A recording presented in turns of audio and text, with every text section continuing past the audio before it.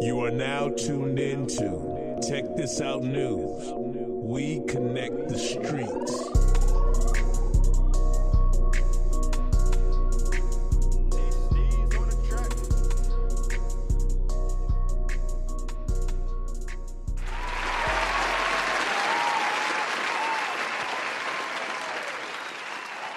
Each and every week, you know what it's hitting for. It's Check This Out News, Check This Out Tuesday, and you know how we get down. And in the building, I've got Mike Johns as well as Mayday, our Check This Out News contributors. So let's get right into the news right now.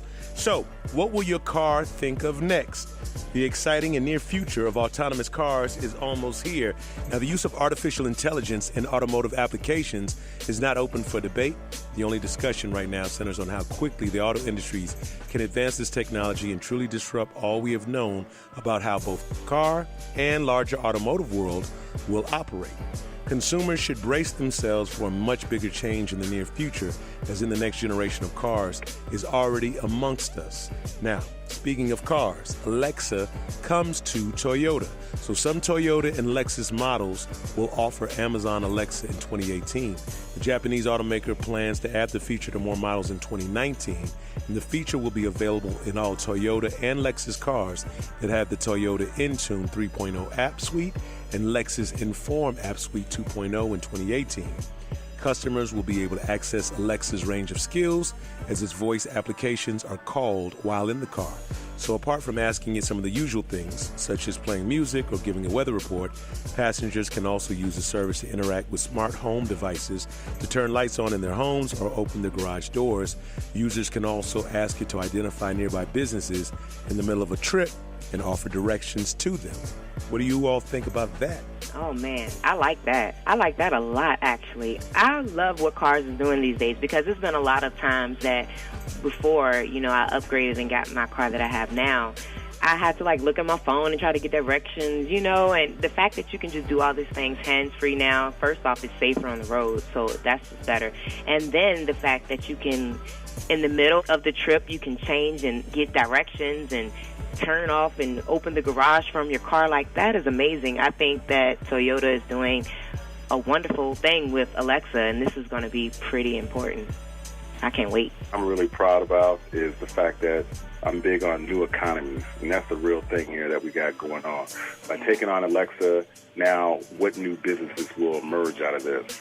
We're already looking at cars that are hands-free. So now instead of me just going to work, having to rush through LA traffic, getting to work, I can now go to sleep. I can now, I might even have sex in the car, en route to where I may want to go, or do my shopping. Now I'm on Amazon and I'm purchasing things en route to work. So I think the big play here, when we look at what's going on, what will your car think of next, is the fact that now where there's going to be a new learning curve to driving in that experience. I could be shopping, I could do business deals, and I'm hands-free. Dope. Exactly. Well, we know that it's en route to us whether we're prepared for it or not. I'm excited to see what changes are going to be happening. I think these auto shows are going to become more and more interesting, particularly with all this new technology that's being introduced. So, just excited to see what's going what 2018 and beyond is going to bring. The future is here. Let's talk about Mark Zuckerberg and this cryptocurrency, Ethereum. Does anyone think this could have happened? Well, Zuckerberg wrote in his 2018 mission statement issued on Thursday, and I quote, "But they come with the risk of being harder to control. I'm interested to go deeper and study the positive and negative aspects of these technologies and how best to use them in our services." Well, with that technology, just emerging with this whole Bitcoin cryptocurrency, Mark Zuckerberg is definitely a big dog in this space. What do you all see with that? This is big. This is real big. This is opening it up to so much to so many people. It's like easier access, because right now, although people can get access to the cryptocurrency, it's not as accessible. And I feel like with Mark Zuckerberg, it's somehow just going to be very accessible to everybody. So therefore, the competition is going to be high. I don't know. That's what I think. I'll add to that just by saying Facebook is a country of its own, probably the size of China these days. So by taking on or embracing cryptocurrency, it's created new economies. So when they're embracing it, that's just as big as Wall Street embracing it. So it's going to be interesting to see what the future holds. Everybody right now is branding and creating their own type of coin. So it'll be interesting to see the Facebook coin. Lord only knows or the Zuckerberg coin. So it'll be interesting to see what they call it. We need to stay on this Bitcoin thing with just a slight caveat. Check this out. Sweatcoin is a free mobile app available on the Android and iOS that tracks your step each day and then converts them into a digital currency called Sweatcoin that can be used to purchase things like a Delta flight, a PayPal gift card, or an iPhone X. It's sort of like mining for Bitcoin, except mining is going for a walk. Sign me up. I need to get that app right now. I need to get that out right now, because that is simply amazing. Do you know how many people will start working out more hearing about this app? I can guarantee that I can just pull a whole busload of people that'll be down to start going for a run if they knew that they can get a plane ticket out of this. I think a Delta flight at that. Like, come on, hook me up. And an iPhone X, I'm signing me up. I like that. $1,000 iPhone X, I got you.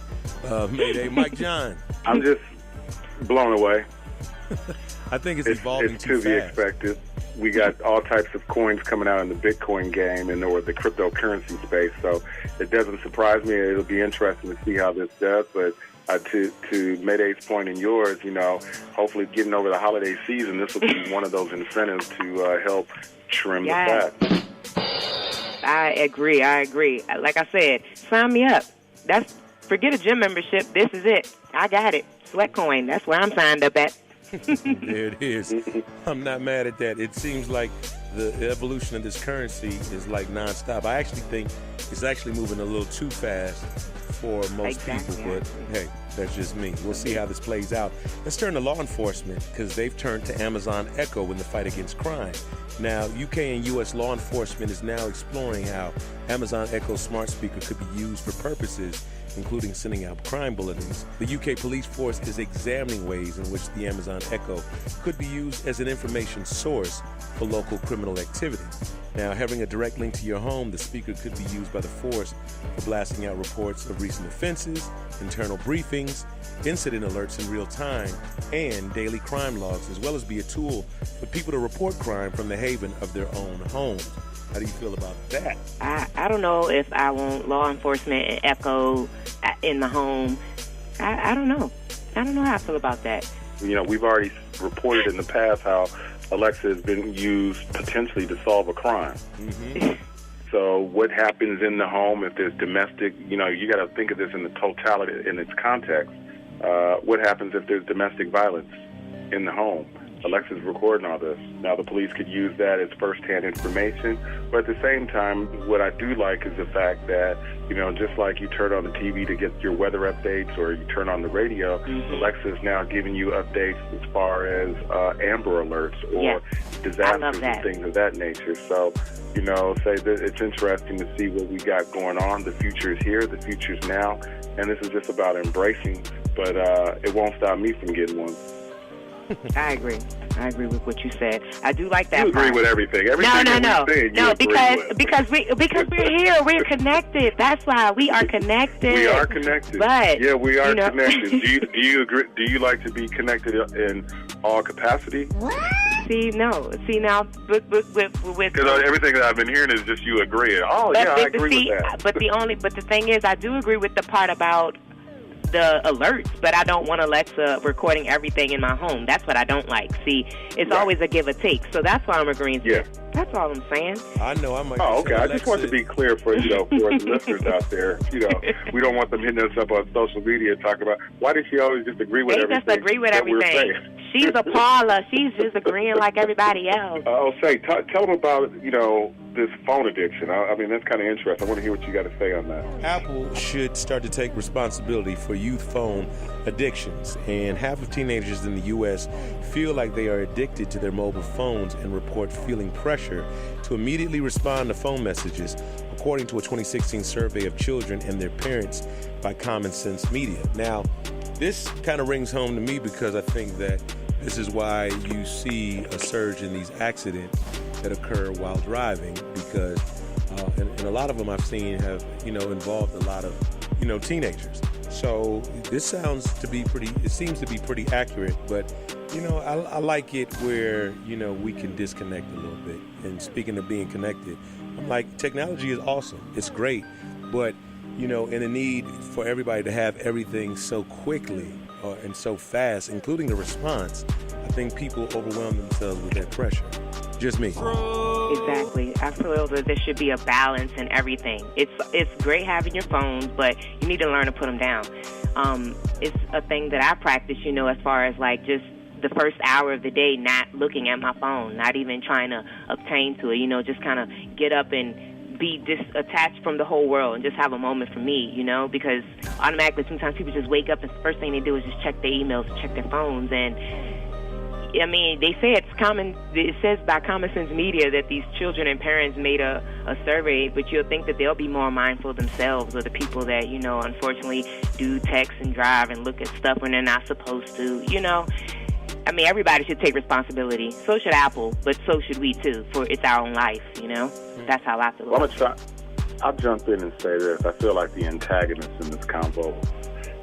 There's a recent study that just came out, the fact that the average person, the average U.S. citizen, is no more than 2 feet from their phone at all times, every day. 2 feet from their phone. Mm-hmm. So we've grown as a culture to, like you said, you wake up in the morning, that's the first thing you do. We're always on our screens, from the phone to your laptop to the television screen, and then back to the phone. You're watching the phone and the TV at the same time. Watching the phone and the TV because you're watching NFL games on the phone, and then you're watching it also on the big screen. So I think what's really bigger here is that it's not just a youth phone addiction, it's a problem that affects mainstream. And so just like the parents, the kids just fall in suit. We're seeing the pressures of social media, the pressures of, now it is really about you're grounded and I'm taking your phone away. That is devastating. That's worse than the whippings that we used to get as kids. That's real serious. But there's a point to this. Should Apple have a responsibility? Should Samsung have a responsibility? Because every year, Osei, you had Nikes. You came into school and you got the new Nikes, the next Adidas, the next one. Well, the price game for the phone is just so ridiculous, and the kids have to keep up with the Joneses, right? So it's now this iPhone X that costs $1,000. Well, that 12-year-old kid, he wants that. What do you mean I can't have that?